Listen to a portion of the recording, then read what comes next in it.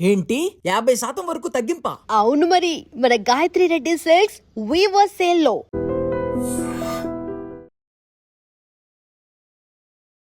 Hi, welcome to I dream. తెర వెనుక కథల కార్యక్రమానికి స్వాగతం.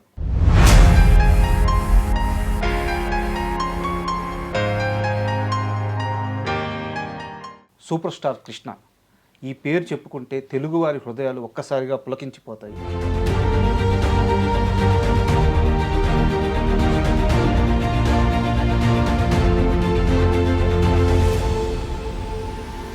తెలుగు సినిమాకి కొత్త హంగులు, రంగులు, ఆధునికత అన్నిటినీ అద్దిన గొప్ప సూపర్ స్టార్ హీరో మన కృష్ణ గారు. అయితే ఆయన ప్రయాణం కేవలం సినిమాల వరకే పరిమితం కాదు. సమాజంలో తనకు నచ్చిన ప్రతి అంశాన్ని అంతే నిక్కచ్చిగా గొంతు ఎత్తి ప్రశ్నించిన మహోన్నత వ్యక్తి ఆయన. సో ధైర్యానికి, సాహసానికి ఆయన కేర్ ఆఫ్. సో అలాంటి గొప్ప వ్యక్తి జయంతి సందర్భంగా ఈరోజు వారి గురించి మనకు తెలియజేయడానికి వారితో పాటు కలిసి పనిచేసిన సీనియర్ కో డైరెక్టర్ కనగల జయకుమార్ గారు మనతో ఉన్నారు. వారిని అడిగి కృష్ణ గారి గురించి కొన్ని మంచి విషయాలు తెలుసుకుందాం. హాయ్ సార్, నమస్తే. నమస్తే సార్. కృష్ణ గారు అంటే తెలుగు వారికి ఆయన పేరు వినంగానే ఒక ధైర్యం, ఒక సాహసం, ఇవన్నీ గుర్తొస్తాయి. కృష్ణ గారు అంటే సంచలనాలకి మరో పేరు. సంచలనాలు ఆయన చేసింది ప్రతిదీ సంచలనమే. అంత ఆయన చాలా సౌమ్యంగా ఉంటాడా కానీ ఆయన చేసినటువంటి సంచలనాలు ఇండస్ట్రీలో ఎవరూ చేయలేదు. సో కలర్ పిక్చరు ఆయనే, సినిమాస్కోప్ ఆయనే, తర్వాత 70mm ఆయనే, తర్వాత కౌబాయ్ సినిమాలు చేశాడు ఆయనే, తర్వాత సింహాసనం చేశాడు ఆయనే, తర్వాత ఒక ఇండస్ట్రీని ఎంతమంది కెమెరాలో, ఎంతమంది డైరెక్టర్లు ఇండస్ట్రీని బాగా ఎక్స్పాండ్ చేసి ఒక తెలుగు సినిమాని చాలా హైట్స్కి తీసుకెళ్ళినటువంటి గొప్ప వ్యక్తి. అదే సార్, చాలామంది ఏం చెప్తారంటే, అంటే ఈ మాట అనొచ్చోలేదో నాకు తెలియదు కానీ ఎన్టీఆర్, ఏఎన్ఆర్ గారు తెలుగు సినిమాకి చాలా చేశారు, వారు ఎదిగారు.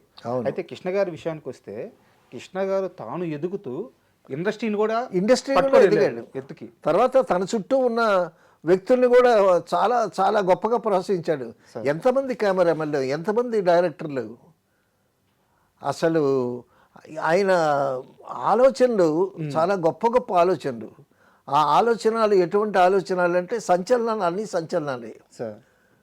నాగేశ్వరరావు గారితో పోటీపడి దేవదాసు తీశాడా? అవును. ఎన్టీ రామారావు గారితో పోటీపడి కురుక్షేత్రం తీశారా? అవును. తర్వాత ఎన్టీ రామారావు గారితో సినిమాలు చేశాడు దేవుడు చేసిన మనుషులు. అవును. మళ్ళా నాగేశ్వరరావుతో దేవదాసుకి ఆపోజిట్గా దేవదాసు తీసి కూడా హేమా హేమీలని నాగేశ్వరరావు గారితో మళ్ళీ సినిమాలు చేశాడు. సో ఆయన శత్రువుల్ని కూడా మిత్రుల్ని చేసుకుంటారు. వాళ్ళు శత్రువులని కాదు. సో అందరూ కావాలి ఆయనకి. ఇండస్ట్రీలో ప్రతి ఒక్కరు కావాలి, ప్రతి టెక్నీషియన్ కావాలి. తను బాగుండాలి, తనతో పాటు ఉండేటటువంటి వాళ్ళు కూడా బాగుండాలి. తను లాస్ అయినా కూడా తనతో సినిమా తీసినటువంటి నిర్మాత బాగుండాలి. నిర్మాత అనేటటువంటి వాడు ఇండస్ట్రీ ఒక చెట్టు లాంటి వాడు. ఆ చెట్టు బ్రతికేదే మన ఇండస్ట్రీ అనేటటువంటి చాలా గొప్ప విశాల భావం ఉండేటటువంటి గొప్ప మనసు కృష్ణ గారు. మీలాంటి పెద్దల నుండే నేను ఒకసారి ఒక విషయం విన్నాను సార్. నిర్మాతని ఇంచుమించు ఇంకా దేవుడే, నిర్మాత అంటే దేవుడే అని భావిస్తారంట ఆయన. ఒక ఉదాహరణ చెప్పారు. ఆయనతో ఎవరో ఒక నిర్మాత వచ్చి సినిమా తీశారంట. సినిమా ఆడలేదంట, అట్టర్ ఫ్లాప్ అంట సినిమా. ఆయన కనిపించట్లేదంట. 4 రోజులు ఏంటంట, 5 రోజులు ఏంటంట, ఆయన కనిపించట్లేదంట. ఏడి అని అడిగాడు ఆయన. డబ్బులు ఏమి లేవు ఆయన దగ్గర, అయిపోయింది, ఆ సినిమాతో పోయింది, ఇండస్ట్రీ వదిలి వెళ్ళిపోయాడంటే ఆయన్ని మళ్ళీ పిలిపించి ఈయనే డబ్బులు పెట్టి ఆయన చేత సినిమా తీయించి అమ్మాయిని మళ్ళీ ఆయన్ని నిలబెట్టాడు. ఏ హీరో చేస్తారు సార్ ఇట్లా? తర్వాత మీరే అన్నారు ఇప్పుడు ఇండస్ట్రీలో దేవుడు అంటారు అందరూ అని.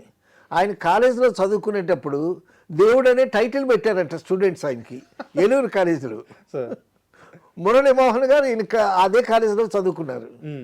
సో మురళీమోహన్ గారు కూడా ఒక సందర్భంలో చెప్పారు, చాలా తెల్లగా ఉండేవాడు, తెల్ల డ్రెస్ వేసుకునేవాడు, కాముగా వచ్చేవాడు, వెళ్ళిపోయేవాడు. సో ఎక్కడ చిల్లరి పనులు ఫ్రెండ్స్తో ఉండేటటువంటి వాడు కాదు. అతనికి దేవుడని టైటిల్ పెట్టారంట. మరి ఏ సందర్భాన ఎవరు దేవుడని ఏలూరు కాలేజీలో కృష్ణ గారికి ఆ నామకరణ చేశారో ఇండస్ట్రీలో దేవుడై కూర్చున్నాడు ఆయన. నిజంగా సార్. సో అటువంటి గొప్ప వ్యక్తి, సంచలనాలకు మారిపోయారు. తర్వాత తను సినిమాలు తీయటం, తర్వాత ఇతరులతో కలిసి కూడా సినిమాలు తీసేటటువంటి విశాల భావం ఉండేది ఆయనకి. ఇప్పుడు పండంటి కాపురం సినిమా చాలా పెద్ద సినిమా, చాలా కాస్ట్లీ సినిమా. నువ్వు నాతో జాయిన్ అయితే మన ఇద్దరం కలిసి తీద్దామని ప్రభాకర్ రెడ్డి గారు అంటే ప్రభాకర్ రెడ్డి గారితో అవును సినిమా కలిసి చేశారు పండంటి కాపురం. అది పెద్ద హిట్. తర్వాత తేనె మనసులో ఫస్ట్ హీరోగా వచ్చాడు ఆయన. తర్వాత ఎదిగాడు. తేనె మనసులకి ఆదుర్తి సుబ్బారావు గారు డైరెక్టరు, విశ్వనాథ్ గారు కో డైరెక్టరు.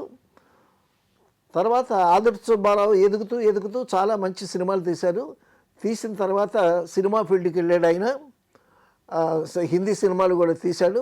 కొంచెం ఆర్థికంగా దెబ్బతిన్నాడు ఆదుర్తి సుబ్బారావు గారు. అప్పుడు తేనె మనసులో తీసినట్టే అందరినీ కొత్త వాళ్ళని పెట్టి సినిమా తీస్తే ఎలా ఉంటుంది, అందరు కొత్త వాళ్ళని పెడితే తక్కువ అవుతుంది కదా బడ్జెట్ అనుకున్నారు. అనుకుని మాయదారి మల్లిగాడు అనేటటువంటి సబ్జెక్ట్ తయారు చేసుకున్నాడు. దీనికి శరత్ బాబు అయితే బాగుంటాడు, ఆ వేషం శరత్ బాబు చేత వేయిద్దాం అనుకున్నాడు మాయదారి మల్లిగాడులో. సరే, ఆదుర్తి సుబ్బారావు గారి శ్రేయోభిలాషులు ఫ్రెండ్స్ ఉంటారు కదా, నువ్వు శరత్ బాబుతోనూ కొత్త వాళ్ళతోనూ సినిమా చేయటం ఏంటి, ఇప్పుడు నీ ద్వారా వచ్చినటువంటి హీరో మంచి ఫామ్లో, కృష్ణ మంచి ఫామ్లో ఉన్నాడు కదా, నువ్వు వెళ్ళి అడిగితే డెఫినెట్గా కాల్ షీట్లు ఇస్తాడు కాదంటాడా అని అంటే, అప్పుడు ఆదుర్తి సుబ్బారావు గారు వెళ్ళి కృష్ణ గారిని అడిగితే, మీరు ఎప్పుడు కావాలంటే అప్పుడు చెప్పండి, అప్పుడే డేట్స్ ఇస్తాను, అప్పుడే స్టార్ట్ చేయండి అన్నాడంట. అనేసరికి అప్పుడు జవసత్వాలు కూడా తీసుకుని ఆదుర్తి సుబ్బారావు గారు కృష్ణ గారిని, మంజుల గారిని, తర్వాత జయంతిని ఒక మంచి ప్యాడింగ్ పెట్టి మాయదారి మల్లిగాడు సినిమా చేశారు. దానికి ఆ సినిమాకి ఎన్ఆర్ నంది డైలాగ్ రైటర్ అండి. ఎన్ఆర్ నంది సగం స్క్రిప్ట్ రాశాడు, మిగతా సగం రాయటానికి ఆయనకి ఏదో ప్రాబ్లం వచ్చింది. ఆయన అటెండ్ కాల, సమయానికి స్క్రిప్ట్ ఇవ్వలేకపోయాడు. అప్పుడు సత్యానంద్ గారు ఆదుర్తి సుబ్బారావు గారికి మేనల్లుడు అవుతాడు. ఓకే. సత్యానంద్ గారు అప్పటి వరకు ఏంటంటే ఒక 2 రోజులు ఒక నవల రాయటం, అది పబ్లిష్కి ఇవ్వటం, డబ్బులు తెచ్చుకోవటం, కాలక్షేపం చేస్తూ ఉండేవాడు.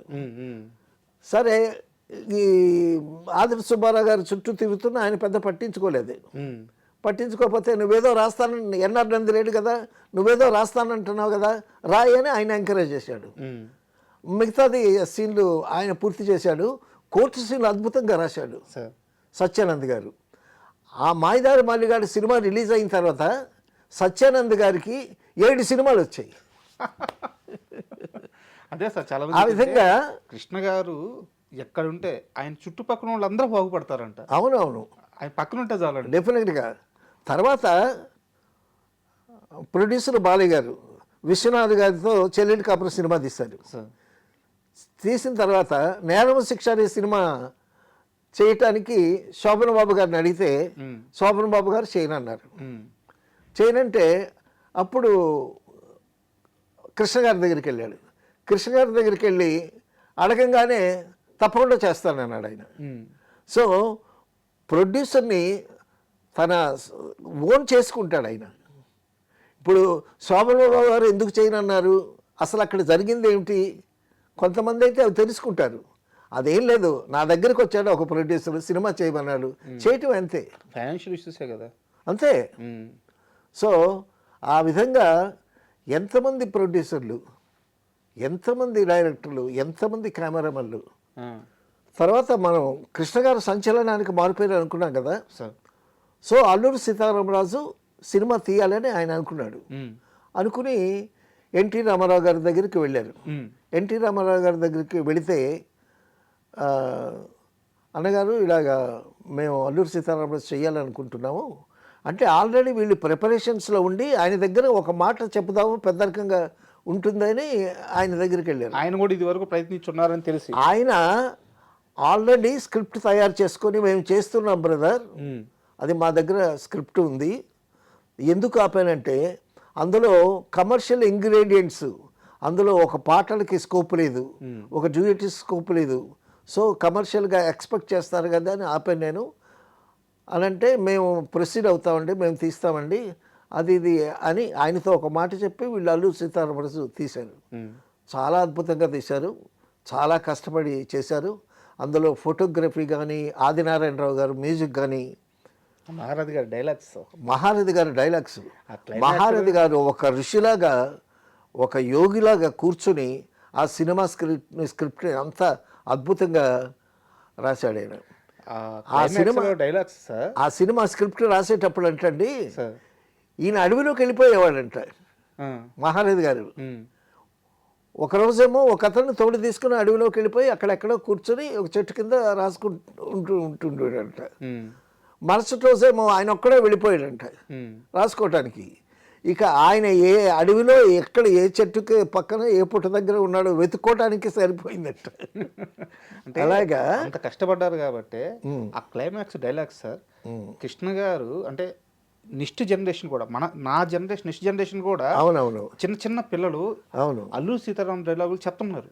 అవునవునవును వాళ్ళు ఆ సినిమా చూస్తున్నారు. అవును అంటే ఆ సినిమా పాతబడిపోవట్లేదు, కృష్ణ గారి నటన పాతపడట్లేదు. అవునవును ఎప్పటికీ అజరంబరంగా ఆ సినిమా అలాగే నిలబడి. తర్వాత ఆ గెటప్ అల్లూరి సీతారామరాజు గెటప్, మనం అల్లూరి సీతారామరాజు చూడలేదు కానీ ఆ గెటప్ ఎంత బాగుంది. అవును. తర్వాత అల్లూరి సీతారామరాజు సినిమా తీశారు. తీసిన తర్వాత ప్రివ్యూస్ చూపిస్తారు కదా, చక్రపాణి గారికి సినిమా చూపించారంట. చక్రపాణి గారికి సినిమా చూసిన తర్వాత చక్రపాణి గారు ఏమీ రియాక్షన్ ఇవ్వలేదంట. కృష్ణ గారు వెళ్ళి అడిగారు, ఏంటి సార్ ఏంటి సినిమా ఎలా ఉంది అని. ఆయన ఏమని అన్నాడు, నీకు ఇప్పుడు ఎన్ని సినిమాలు ఉన్నాయి అని అన్నాడంట చక్రపాణి గారు. 7 సినిమాలు ఉన్నాయి అని అన్నట్ట. ఆ 7 సినిమాలు ఫ్లాప్ అవుతాయి అన్నాడంట ఆయన. అదేంటి సార్ అన్నట్ట, ఈ సినిమా చాలా అద్భుతంగా ఆడుతుంది, సో ఈ అద్భుతం దృష్టిలోనే ఆడియన్స్ మిగతా సినిమాలని చూస్తారు, ఈ రేంజ్కి ఆ సినిమాలు ఉండవు. ఎంత ఆలోచించాడు ఆయన. ఉండవు కాబట్టి అల్లూరి సీతారామరాజు రిలీజ్ అయిన తర్వాత నీకున్న ఆ 7 సినిమాలు ఫ్లాప్ అవుతాయి అన్నాడు. అలాగే జరిగింది. అలాగే జరిగింది. అలాగే జరిగింది. అంటే దురదృష్టం అంటావే, చక్రపాణి గారు మహామేధావి. చక్రపాణి గారి మాట అంటే నాగిరెడ్డి గారికి వేదం. అలాగే జరిగింది. ఆ తర్వాత అనుకుంటా చాలా గ్యాప్ వచ్చింది కృష్ణ గారికి. తర్వాత ఒక సినిమా తీసి 100 days ఆడిన తర్వాత మళ్ళీ ఆయన కంబ్యాక్ ఇచ్చారు. అండ్ డబ్బుల విషయంలో కూడా ఇప్పుడు నా దగ్గర ఇంతే ఉన్నాయంటే అంతే తీసుకుంటారంట సార్. ఖర్చు అయిపోయి సినిమా రిలీజ్ అయినా చూసుకుందామంటే అలాగే అంటారంట. అంతే, అన్నిటికీ అలాగే అంటాడు ఆయన. డబ్బులు అసలు పట్టించుకోరు. డబ్బులు అసలు పట్టించుకోడు. తర్వాత ఆయన డబ్బులు పట్టించుకోడు, డబ్బులు కూడా తీసుకెళ్ళరు అనే దానికి ఒక చిన్న ఉదాహరణ. సో విజయ నిర్మల్ గారు కృష్ణ గారు మ్యారేజ్ చేసుకున్నారు. మ్యారేజ్ చేసుకున్న తర్వాత మ్యారేజ్ అయిన తొలి రోజుల్లో ఒక రెస్టారెంట్కి వెళ్ళారు మెడ్రాస్లో. జెమినీ స్టూడియో, జెమినీ ఫ్లైఓవర్ ఉంది కదా, ఆ పక్కన గార్డెన్ వుడ్ డాన్స్ అని పెద్ద క్యాంపస్ అది. సో సినిమా యాక్టర్లు వాళ్ళందరూ చేరతారు. కొంతమంది కారులో వచ్చి పార్క్ చేస్తారు. ఆ కారు దగ్గరకే బ్యానర్ వెళ్తాడు, వాళ్ళకి ఏం కావాలో ఆర్డర్ తీసుకొని కారు దగ్గరికే ఇస్తాడు. సో కృష్ణ గారు విజయ నిర్మల గారు గార్డెన్ వుడ్లాండ్స్కి వెళ్ళారంట. గార్డెన్ వుడ్లాండ్స్కి వెళ్ళి టిఫిన్ ఆర్డర్ చేశారు. ఏదో మసాలా దోశ అది ఇదేదో తినారంటే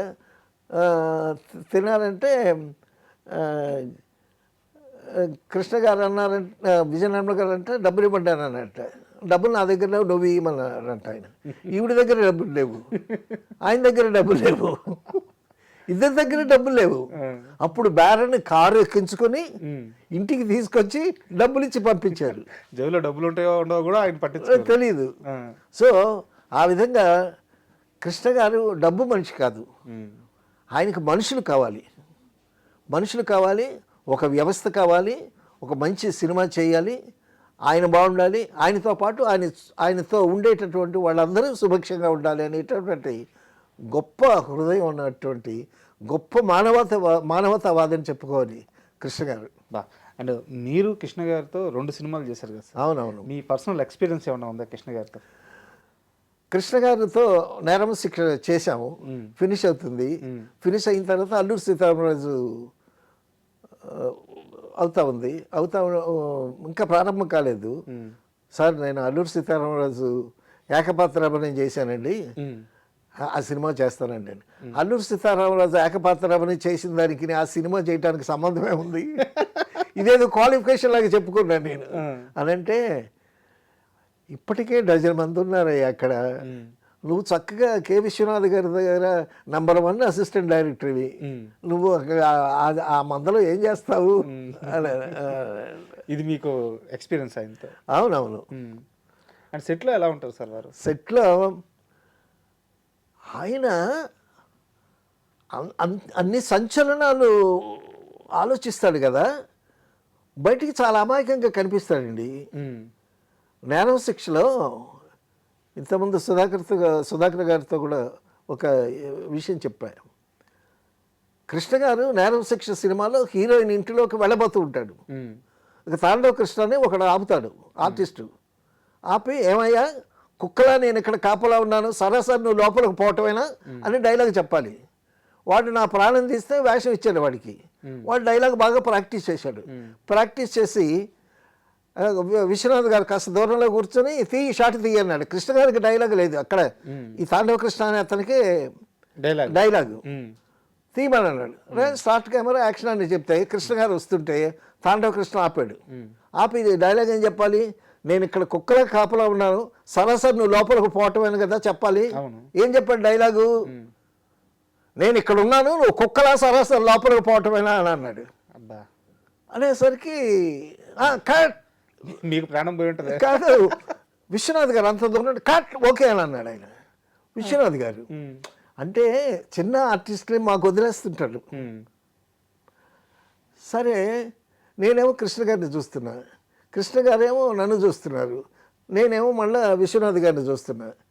కృష్ణ గారు నా దగ్గరికి వచ్చి మరొక టేక్ తీసుకుందాం, గురువుగారితో చెప్పు. గురువుగారు అంటాడు విశ్వనాథ్ గారిని కృష్ణ గారు. అంటే తేనె మనసులో నుంచి వాళ్ళ పరిచయం కదా అని. అంటే నేను 1 more అంటే బాగుండదండి, మీరే వెళ్ళి చెప్పండి అని. అంటే కృష్ణ గారు, గురుగారు మరొక టేక్ చేసుకుందామండి అన్నాడు విశ్వనాథ్ గారితో. ఎందుకు కృష్ణ, వేస్ట్, ఫిలిం వేస్ట్. అప్పుడు ఈస్ట్ మనకు బ్లాక్ అండ్ వైట్ ఫిలిం, ఎందుకు ఫిలిం వేస్ట్ అన్నాడు.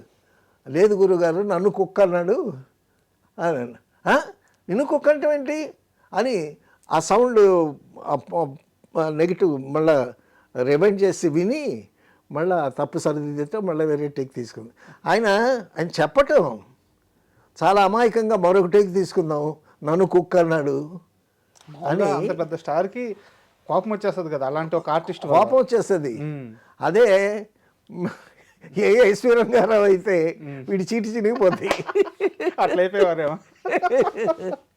అలాగా అంత సౌమ్యంగా ఉంటాడు ఆయన. మరి మరి మధ్యలో ఆయన మనసులో మరి అన్ని సంచలనాలు, అన్ని ఆలోచనలు ఎలా వస్తాయో అనిపిస్తుంది ఆయన ముఖం చూస్తే. ఆ విషయానికే వస్తున్నాను సార్. ఆయన కాలేజ్ స్టూడెంట్గా ఉన్నప్పుడు ఏ వ్యక్తినైతే చూసి, ఏ వ్యక్తినైతే ఆరాధించి, ఏ వ్యక్తినైతే దేవుడిలాగా భావించి ఇండస్ట్రీలోకి ఆయన స్ఫూర్తితో వచ్చి ఎన్టీఆర్ గారు ఆయన అంతలాగా ఆరాధించిన కృష్ణ గారు తర్వాత కాలంలో ఆయన మీదే ఒక సెటరికల్ మూవీ తీయడం, ఆయన నిర్ణయాలకు వ్యతిరేకంగా వెళ్ళడం. అదే మండలాధీశుడు.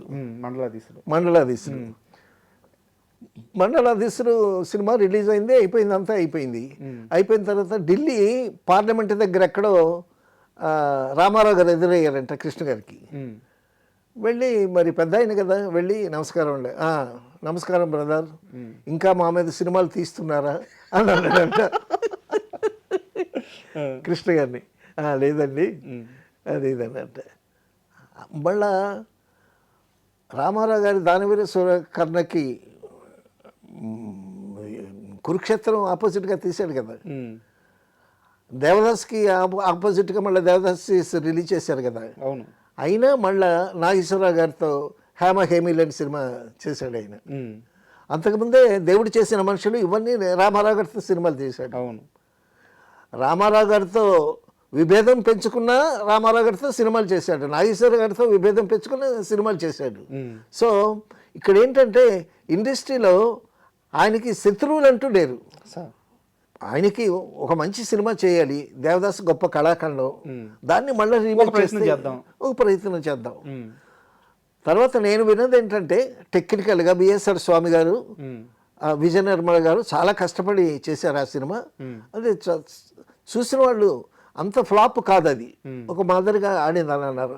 అయితే ఆ దేవదాసు వేసినటువంటి ముద్ర దాని ముందు ఇది నిలబడలేకపోయింది.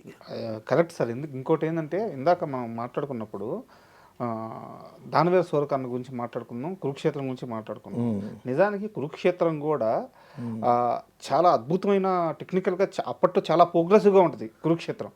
అయితే ఆ కురుక్షేత్రానికి దానవీర సూరకర్ణకి ఉన్న ఒకే ఒక్క తేడా ఏంటంటే ఆ కొండవీటి వెంకటకవులు ఆయన డైలాగ్స్. అవునవును, ఆ డైలాగ్స్కి ఎన్టీఆర్ గారి విశ్వరూపం బయటపడిపోయింది. అవునవునవును. ఇక్కడ ఏంటంటే ఆ ఫోర్స్ లేదు. ఆచార్య దేవ ఏమంటివి అసలు రికార్డ్సే వచ్చాయి కదండి ఆ డైలాగులు. ఎన్టీ రామారావు గారి డైలాగులు రికార్డులు వచ్చాయి. మనం నడిచి వెళ్ళిపోతుంటే ఆ రికార్డు ఎక్కడైనా వినిపిస్తే ఆగి విని వెళ్ళేవాళ్ళు. అంత అద్భుతంగా మరి దానవీర సూరకర్ణ అలాగా చేయటం వల్ల కంపారిజన్ వస్తుంది కదా. ఖచ్చితంగా ఒకే టైంలో రిలీజ్ కంపారిజన్ వస్తుంది. అయితే ఎన్ని దెబ్బలు తగిలినా సరే ఆయన ఆ మొండిగా ముందుకెళ్ళడం, ఆ పట్టుదల, ఆ ధైర్యం, ఆ సాహసం వదలలేదు. చిన్న ఎగ్జాంపుల్ అడుగుతాను సార్. మీరు అప్పుడు ఇండస్ట్రీలో ఉన్నారు కాబట్టి, దగ్గర నుంచి చూసిన మనిషి కాబట్టి, తర్వాత ఈ ఒక్క ప్రశ్న, ఆ రోజుల్లో సింహాసనం సినిమా తీస్తుంటే ఆ సెట్లు, ఆ బడ్జెట్ ఇదంతా తెలిసి ఇండస్ట్రీ మొత్తం ఆశ్చర్యపోయిందంట. డెఫినెట్గా అసలు ఆ సెట్స్ చూడడానికి వెళ్ళామండి జనాలందరూ. నేను కూడా ఆ సెట్స్ చూడటానికి మా ఫ్రెండ్స్తో కలిసి వెళ్ళాము. ఆ సెట్స్ ఏంటి, ఆ వైభవం ఏంటి, ఆ పద్మాలయ స్టూడియో అది ఏమిటది, బిత్తరపోయాం మేము చూసి. తర్వాత చెప్పడం మర్చాను మీతో, కృష్ణ గారు ఒక పని చేసే ముందు కొన్ని అభిప్రాయాలు తెలుసుకుంటారు. అది చిన్న పెద్ద అని తేడా లేకుండా అభిప్రాయాలు తెలుసుకుంటారు. ఒకసారి కృష్ణ గారు షూటింగ్ జరుగుతూ ఉంది, ఆయనేమో బయట ఫ్లోర్ బయట చెట్టు కింద కూర్చున్నాడు. నేను ఎవరో ఆర్టిస్ట్ని పిలవటానికి వెళ్ళాను. వెళితే ఏమండి అని అంటే గౌరవంగా మాట్లాడతాడు ఆయన. ఏంటి సార్ అన్న, శోభన్ బాబు కృష్ణుడు వేస్తే ఎలా ఉంటుంది అని అడిగాడు. నేను హడావిడిలో శోభన్ బాబు కృష్ణుడా అని వెళ్ళిపోయా.